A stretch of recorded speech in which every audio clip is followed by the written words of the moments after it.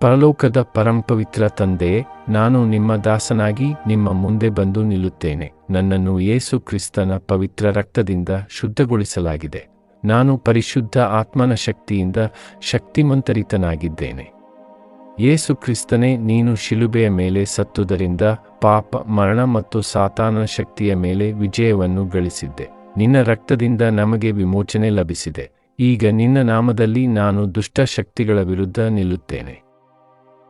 ಯೇಸು ಕ್ರಿಸ್ತನ ನಾಮದಿಂದ ಈ ವ್ಯಕ್ತಿಯನ್ನು ಹಿಂಸೆಗೊಳಿಸುತ್ತಿರುವ ಎಲ್ಲ ದೆವ್ವಗಳು, ಭಯದ ಆತ್ಮ, ರೋಗದ ಆತ್ಮ, ವಂಚನೆಯ ಆತ್ಮ, ಬಂಧನದ ಆತ್ಮ, ಇನ್ನಿತರ ಎಲ್ಲ ದುಷ್ಟ ಆತ್ಮಗಳಿಗೆ ನಾನು ಹೇಳುತ್ತಿದ್ದೇನೆ, ಯೇಸು ಕ್ರಿಸ್ತನ ನಾಮದಲ್ಲಿ ನಾನು ನಿನಗೆ ಆಜ್ಞಾಪಿಸುತ್ತೇನೆ, ದುಷ್ಟಾತ್ಮಗಳೇ, ಹೊರಹೋಗಿ, ಈ ವ್ಯಕ್ತಿಯಿಂದ ತಕ್ಷಣ ಹೊರಹೋಗಿ. ನೀವು ಇವನು ಅಥವಾ ಇವಳ ಮೇಲೆ ಯಾವುದೇ ಅಧಿಕಾರ ಹೊಂದಿಲ್ಲ. ಯೇಸುವಿನ ರಕ್ತ ಈ ವ್ಯಕ್ತಿಯನ್ನು ಕವಚದಂತೆ ಕಾಪಾಡುತ್ತಿದೆ. ಈ ಆತ್ಮ ದೇವರಿಗೆ ಸೇರಿದೆ.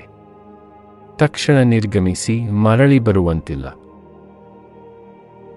ದೇವರ ವಾಕ್ಯವು ಹೀಗೆನ್ನುತ್ತದೆ, ನಂಬುವವರಿಗೆ ಈ ಲಕ್ಷಣಗಳು ಅನುಸರಿಸುತ್ತವೆ. ಅವರು ನನ್ನ ನಾಮದಲ್ಲಿ ದೆವ್ವಗಳನ್ನು ಓಡಿಸುತ್ತಾರೆ. ನಾನು ನಿಮಗೆ ಅಧಿಕಾರವನ್ನು ಕೊಟ್ಟಿದ್ದೇನೆ, ಸರ್ಪಗಳನ್ನು, ಎಲುಗಳನ್ನು ತುಳಿಯಲು ಮತ್ತು ಶತ್ರುವಿನ ಎಲ್ಲ ಶಕ್ತಿಗಳನ್ನು ಜಯಿಸಲು. ಈ ವ್ಯಕ್ತಿ ಕ್ರಿಸ್ತನಿಗೆ ಸೇರಿದ್ದಾನೆ. ಅವಳು ದೇವರ ಮಗು, ಪರಿಶುದ್ಧ ಆತ್ಮನ ಮಂದಿರವಾಗಿದ್ದಾಳೆ. ದೆವ್ವಗಳಿಗೆ ಇಲ್ಲಿ ಇನ್ನೂ ಸ್ಥಾನವಿಲ್ಲ. ಪರಿಶುದ್ಧ ಆತ್ಮನೇ ಇವನನ್ನು ಇತ್ತೀಚೆಗೆ ನಿಭಾಯಿಸು. ತನ್ನ ಶಾಂತಿಯನ್ನು, ಶುದ್ಧತೆಯನ್ನು, ಬೆಳಕನ್ನು ಇವನೊಳಗೆ ತುಂಬಿಸು. ಬಯಕೆಗೆ ಬದಲು ಪ್ರೇಮವನ್ನು, ಬಂಧನಕ್ಕೆ ಬದಲು ವಿಮೋಚನೆಯನ್ನು ನೀಡು. ನಾನು ಯೇಸು ಕ್ರಿಸ್ತನ ನಾಮದಲ್ಲಿ ಘೋಷಿಸುತ್ತೇನೆ, ಸಂಪೂರ್ಣ ವಿಮೋಚನೆ, ಸಂಪೂರ್ಣ ಆರೋಗ್ಯ, ಸಂಪೂರ್ಣ ಚೈತನ್ಯ.